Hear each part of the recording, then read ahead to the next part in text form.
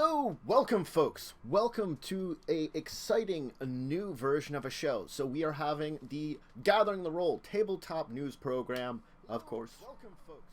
Welcome to live. So I hope everyone is ready for this exciting and fantastic live show. Let's just put that out of the way for now. We don't need it right away. So, if you are new to Gathering the Roll, at least for this week, we are a tabletop news program I've been putting up on YouTube. I am going to be streaming it now live on Twitch and then putting the VODs up on YouTube. So, a little easy for me to format this in this way. So I hope you're going to enjoy the show. We're going to go over various bits of news. So let's start. So, I'm going to go over various news from the worlds of course, various collectible card games, role-playing games, card games, and board games. So let's start with the CCG binder, which is all of my tabletop news from here. So, Exelon has been released. So this is a big important thing, of course, because this is the newest Magic the Gathering set to be released. This is a set that features pirates, dinosaurs, vampires. It's set in a kind of Mesoamerican world. It is going... It, of course, just came out. Good for us. We can get it now. It has the traditional Fat Pack, booster packs, 2 Planeswalker decks that you can get now. All of it is, of course, available for you to purchase at this point in time. So I hope you can enjoy Exelon as it's out now. Now, for our next big news story in Magic the Gathering, as we continue through our collectible card game binder. The World Championships are going to be this weekend. So, the Magic World Championships starts this Friday, goes through this Sunday. It's going to be in Boston, Massachusetts, where 24 of the world's best players, 2 of the world's best teams are going to be competing in a number of different challenges based around various formats of Magic. Of course, the 24 competitors will be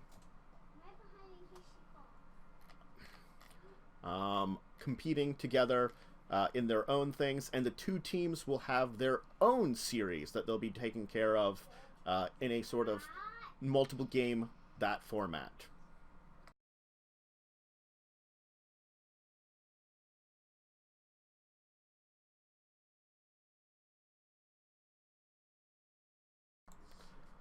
Let's move on, though, of course, because we do have some announcements from Vampire the Eternal Struggle.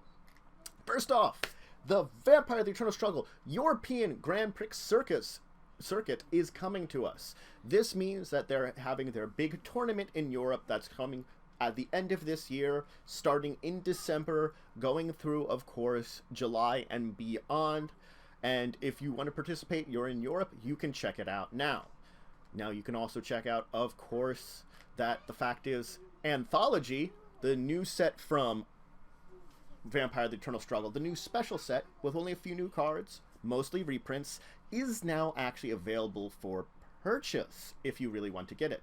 Now, they might have already been sold out, but any extra copies that were from World of Darkness Berlin's big event are for sale. So if you're interested in that, you can check that out now, too. Let's move right along into our binder, deeper into it. There is some Yu-Gi-Oh! News. So, the fact is that Code of the Duelist Special Edition has been released. Now, if you're a fan of the Code of the Duelist pack, which has come out recently, this contains 3 of the boosters, which you can get right away, and then guaranteed 1 of 2 super rare variant cards and 1 or 2 non-foil super rares that are being basically in an upcoming 2017 booster later on this fall. So this is the Code of Duelist, of course, is the newest 100-card booster, which features a lot of different cards from various eras of Yu-Gi-Oh! So now this is a way that you can get a couple packs, guarantee a couple super rares. Cool thing for you to get. So, we've handled, of course, our card game binder news. We've dived into that collectible card game binder. It's time to hit that role-playing game bookshelf, because everybody I know loves a good role-playing game. Let's move on to talk about Tomb of Annihilation. This is the big release from Dungeons & Dragons that's happened over the past couple of weeks. And this one is a cool one. Levels 1 to 3, and it's set in your characters traveling to Chult. They're looking for this powerful necromantic artifactor, the Soulmonger. They're exploring it, checking out Chult, dealing with pirates, ancient treasures, ancient areas, tombs, dinosaurs, all in order to basically help this people, because this artifact is causing people to wither and die. Pretty terrible deaths there. Alright, let's move on to our Pathfinder news.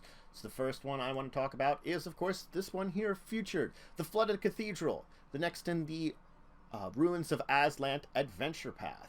So this is going to be for 7th level characters, and this will be an interesting one because strange disappearances of various people within the colonies that your characters have been dealing with have been occurring, as taken to a nearby island.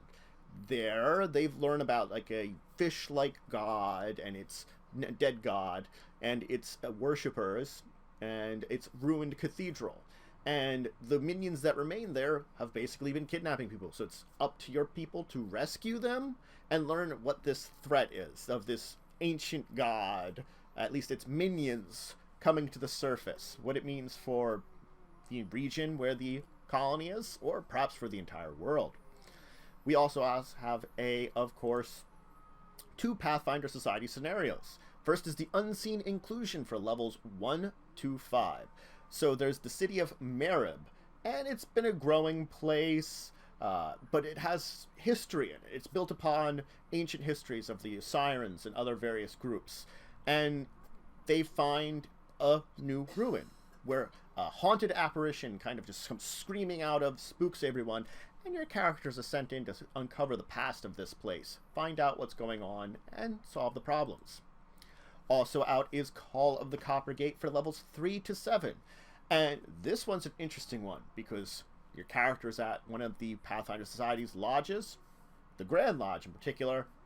Alarms begin to blaze. Somebody has gone into the vaults and caused some kind of problem there. Stealing, infiltration, whatever it is, this disruption of the Grand Lodge, it's up to your players to solve it.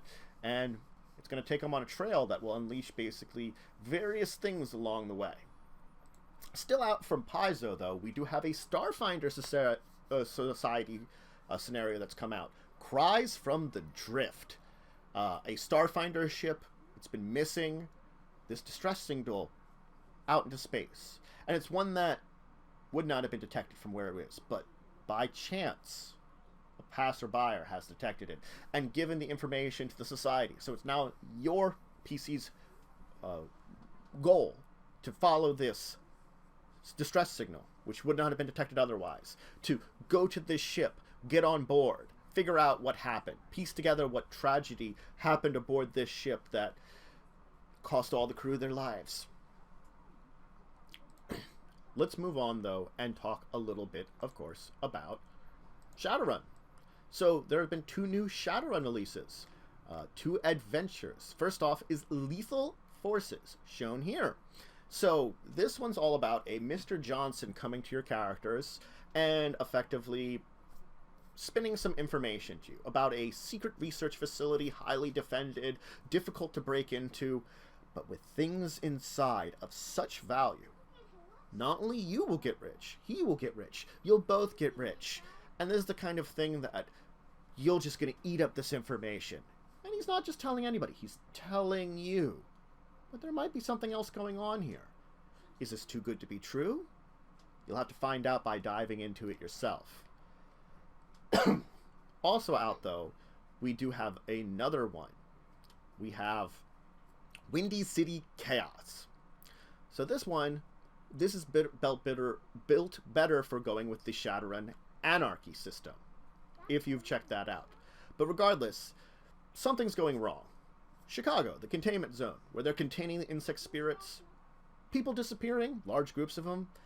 That's not strange. It happens. Probably not the strangest thing of that month, week, day. Strange things happen all the time there.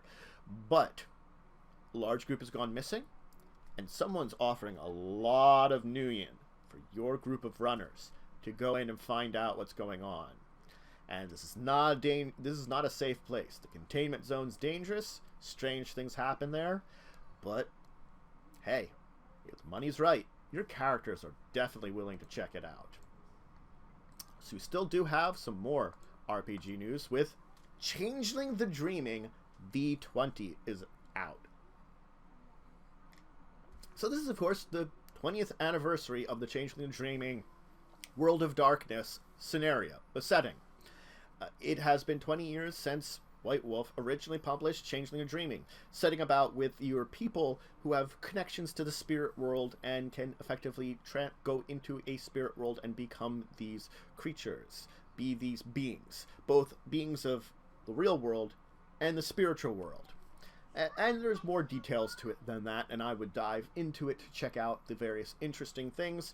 But this is the updated 20th anniversary, little fixes in the rules, things like that, to fit along with the other 20th anniversary release that White Wolf has put out over the past couple.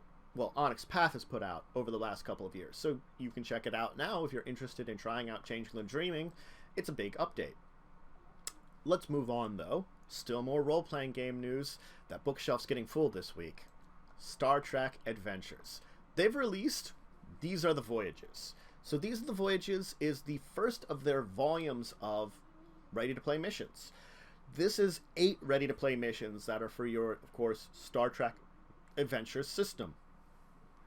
Each of them is unique, kind of fits along the lines of various Star Trek themes.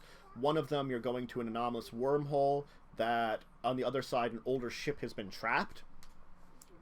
Another one, you actually have to weigh the dilemma of the Prime Directive, that there's an intelligent species that originates outside the normal confines of space and time, but they're subjugated by another civilization.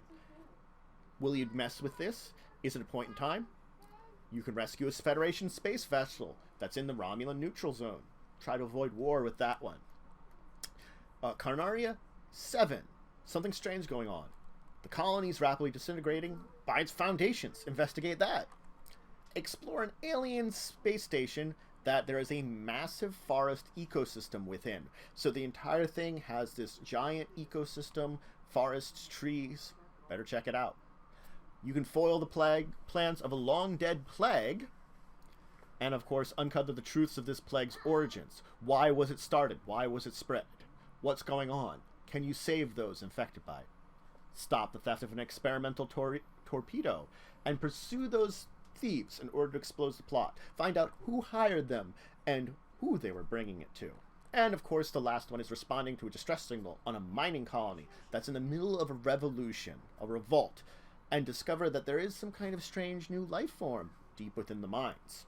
So these, of course, 8 adventurers have all kinds of range from various different Star Trek universes, connotations, but all of them definitely have a very good Star Trek feel you can check out now.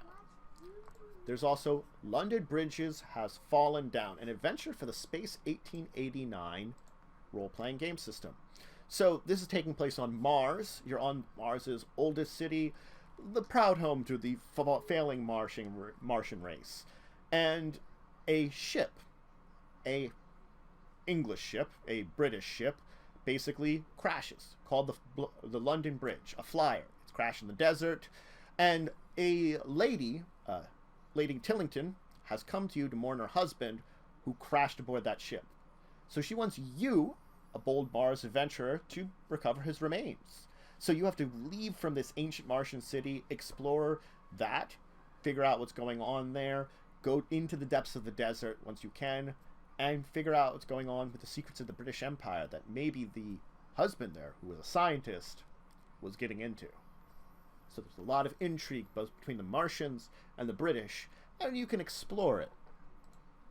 There's still one more role-playing game news we can check out today. Well, technically a few more role-playing game news. We have Winter Eternal. So Winter Eternal here. It's a post-apocalypse setting that fits with your Pathfinder system. So if you have the Pathfinder books, you're fine with this. This is just a setting. The sun has exploded, and this one continent has basically survived the waves of flames because it was on the night side of the planet.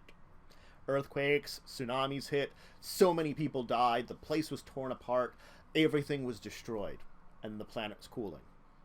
Those that were left were struggling in the coming darkness, everything dying.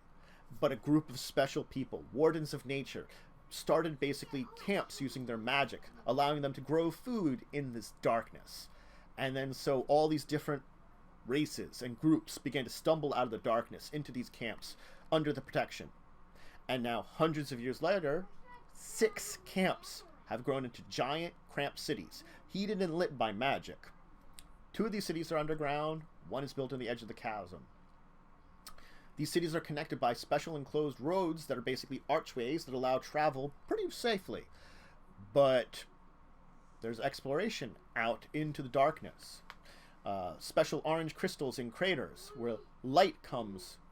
When light goes onto these crystals, heat. Basically ways of keeping these industrial and steam age that's beginning in this place going. So it's a world of both darkness and cold, with these bastions of light and civilization moving into a steam-powered age that you can join your adventurers in now. Will they be doing things within the cities, exploring the waste? It's a very interesting world setting you can see. So, let's move on to the last role-playing game news. The Legends of the Five Rings beta is coming out soon. So, Fantasy Flight Games is releasing a beta version of their Legend of the Five Rings role-playing game system. Legend of the Five Rings being a more popular card game, at least it has been ongoing, set in a very Eastern feel. So now you can basically be samurai, ninjas, various things. You can fit your characters within the legendary Legend of the Five Rings setting and play with them. And this beta is coming out soon that you can test it out and see how they're going for doing it. So it will be available now. You can check out from their website, figure out what's going on, see if you want to be involved in it.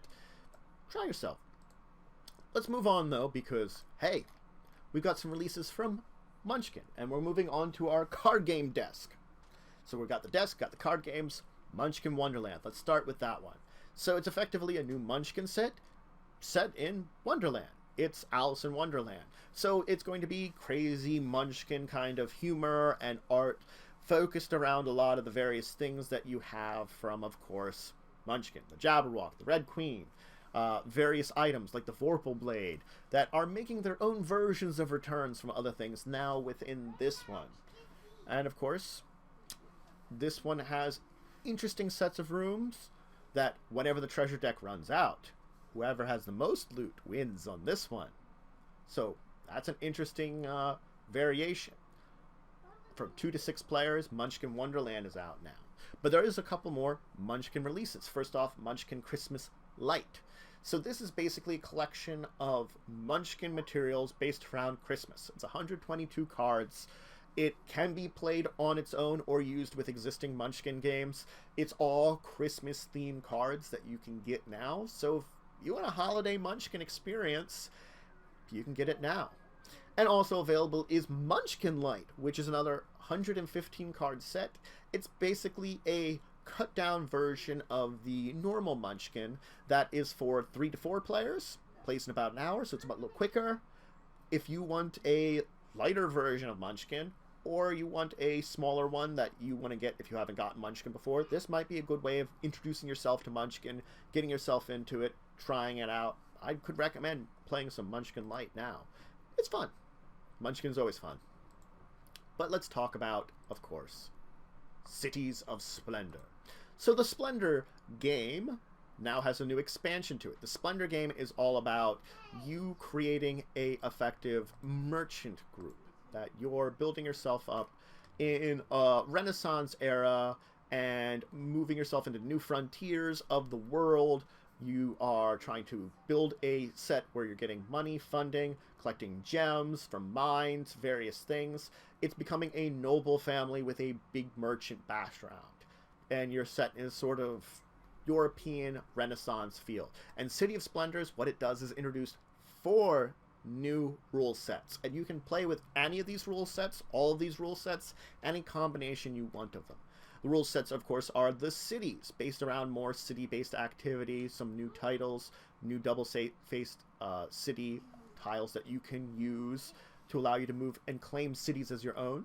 The trading posts, which allow for trading within various groups, trading with each other, and various things like that. The Orient card games, which allows you to travel to the Orient, exactly what it sounds like. You're going to the depths of, well, Asia to gather some more materials, and the Strongholds, which allows you special stronghold piece to basically strengthen yourself up, make yourself have a almost military claim or conquest to things using the power of a stronghold.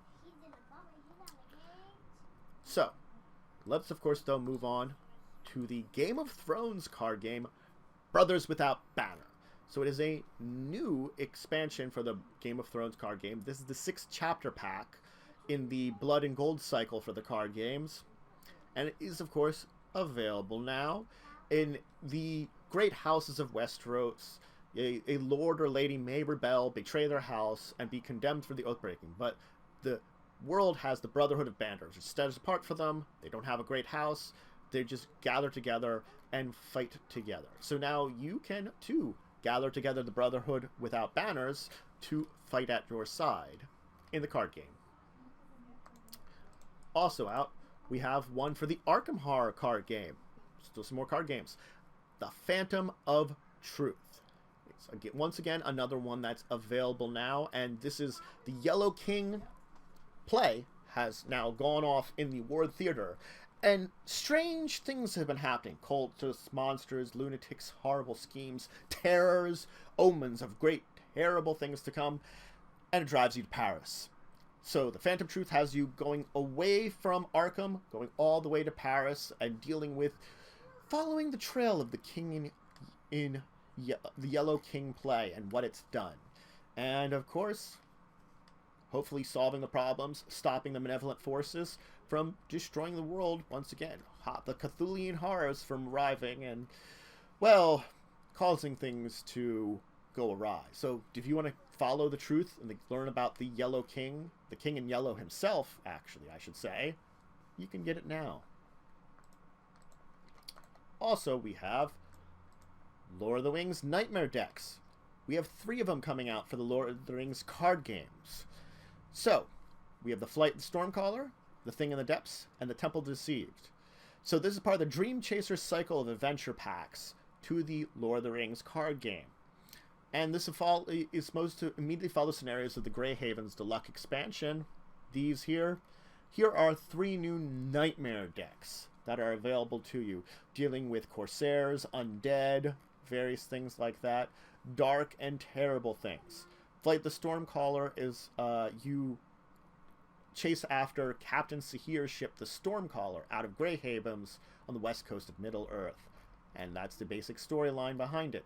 The Thing in the Depths is 2 scenarios in one, is best to call it. So you're aboard the Stormcaller, managed to get control of the ship, you won the battle, but horrible tentacles attack from the depths. And now it's your deal with this kind of creature emerging from the depths, coming after you. Interesting one there. Finally, we have Temple of the Deceived. It kind of is a map island where you've kind of moved upon this island and you find a lost temple deep within this island. Try to find its secrets, delve into it as part of your game. So these 3 here kind of tell a little story here of you going on the Stormcaller, dealing with the creature, going on an island. You can check out these Nightmare decks for the Lord of the Rings card game now.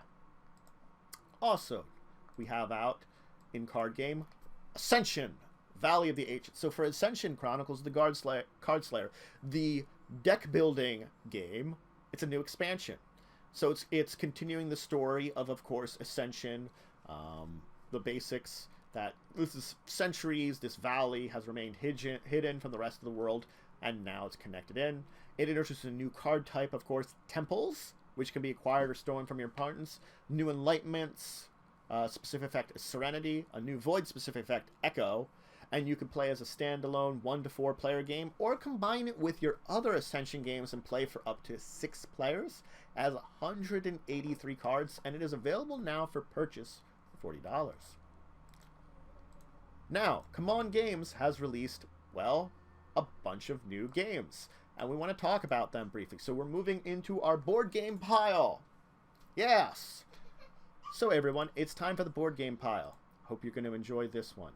So let's start by talking about these games released from. Come on. We, of course, here have Massive Darkness. This is you join force with other players to explore an underground layer of, well, darkness. You have to make sure that you jump from the shadow to the light, engage enemies at the correct moment, that darkness can have their effects, light can have their effects, and it's made to you to battle against these creatures together from 1 to 4 players and deal with these things, creating your own story deep within the darkness. Now, also out, of course, is Gateway Uprising. This is a world where magic was outlawed in this city called Gateway, and there's an evil chancellor that took control of it many years when it do. But magic couldn't be snuffed out entirely. You can't get rid of people doing what they love, and there are old traditions there, and you or your characters have to rely on these old traditions and magic to save the city. There are monstrous beings out there seeking to destroy Gateway, so not only you have to overcome those in order to protect the city using spells and magic as a group of rebels, but also deal with, of course, the evil chancellor that's controlling the city. 2 things on your side, you're in the middle. You not only have to save the city from itself, but from those that would invade it from outside. So an interesting game for 2 to 4 players. Also out then is Dojo Kun. So you're acting as the sensei of a dojo, each player of their own one. So the game has 2 phases. First one, where your players will basically run their dojo. They'll recruit, train students, expand its facilities, grow bigger, make yourself known to the local villages so more and more people will visit and learn martial arts from you. And second, then have their second part of the phase, you'll have your top students participate in a tournament of martial arts superiority. Whew. An interesting one with these 2 phases where you train up your people, send them to battle. There's also out Meeple War. Players oversee one of the 4 kingdoms of Lilliput. Each of their own village. They try to build it up, protect it from their various enemies' armies. The army is, of course, made of meeples. And between the villages are vast wilderness with very different types of terrain to explore, bonuses that can be gained, as victory points are gained for attacking, destroying your opponent's buildings, defeating their meeples in combat, and once you get 6 victory points, you are the winner and ultimate ruler of the land of Lilliput. So this is one for 2 to 4 players, where within Lilliput, your players will be battling their villages out. We, of course, have Potion Explosion that is out now. So Potion Explosion, well, it's a Sorcery Academy. Your characters are there. You've been going there. It's time for, of course, senior year. And your hard work, your studying, it's been paying off. You're succeeding. Final exams are coming up. Your players are going to have to collect all the correct ingredients. A unique slide dispenser is going to allow them to complete various potions that they're working on, pull out the supplies, and put these ingredients together, set off some kind of powerful change reaction, put all the ingredients in a perfect single turn, and whatever potion they create, the best one out of every one will basically be there for you to graduate at the head of the class. That's your goal. Graduate head of the class. Because not only you have to graduate, but hey, you want to be the best one that's there. And finally from Come On, we have Rum and Bones the second time. It's pirates in a way. Clanging sword versus sword, cutlass versus cutlass, gunpowder in the air. You control heroes, or deckhands, bondswans. One of 2 different factions. You'll either choose the monstrous crew of the Deep Lords, basically deep sea creatures that are coming out to the surface to pirate their ways, or the sea-hardened humans of the other group. And you're going to board your enemy's ship, destroy key objectives, and best be aware of the Kraken, because the Temporal Horror will come up and hunt for either crew. So best watch out for him. This is a 2 to 6 player game with a little bit of execution, a little bit of sailor's luck, and you'll sink your opponent's ship and sail off into the sunset, and of course get all the booty. finally then, we want to talk about Wartime, a real-time war game for at least 2 players. Now, Wartime, 2 countries have gone to war. Their units are clashing, skirmishing, battling. It's a gritty, dark, bloody affair. But you have little time to think as the sand timer dictates the actions of your units. They move, attack, cast spells, use special ability, and when the timer is flipped, the unit cannot be used again until the timer is drained, and then that sand timer or another sand timer can be used to activate that unit again. So the sand timers are against you always. Some of them have 30 seconds, 60, 90s, and you can play scenarios with time-sensitive missions. And the scenarios with branching missions depend on the outcome of previous missions. An interesting one there. You configure your units to fight in player's designated mission, mix up the units. So now you can get it 12 sand timers, 40 unit tokens, terrain hex board, stands, and cards all together to play some Wartime. So I hope everybody's enjoyed learning the news of the week. Now, again, this has been an extra special, extra long one because I have missed Gathering the Roll the past couple of weeks. So it's important to note that I will link any of these things I've talked about. Links will be in the YouTube videos description, which will be up later on today. So if you have missed part of this, come into it. You want to have the links, go ahead and check it out on the YouTube side. It'll have all of them to all of these stories. And you can always comment there, comment here. If you want to support the channel, you can, of course, support it over there, support it over here. Both work fine. And remember, if you want more interesting programs, new and improved of this overlay, which I threw together today, go ahead and support me either on Patreon, subscribe here. Anything you can do that shows support helps out in the long run. And I hope you've enjoyed the show. I hope you will be here. I'm going to try to be back next week, same time, maybe a little earlier. I haven't figured out the exact time that the show is going to be, though. But regardless, you know, have a great day, everyone, and I'll see you tomorrow for more stuff here on Twitch, or later on today for some more stuff on YouTube. But bye, everyone.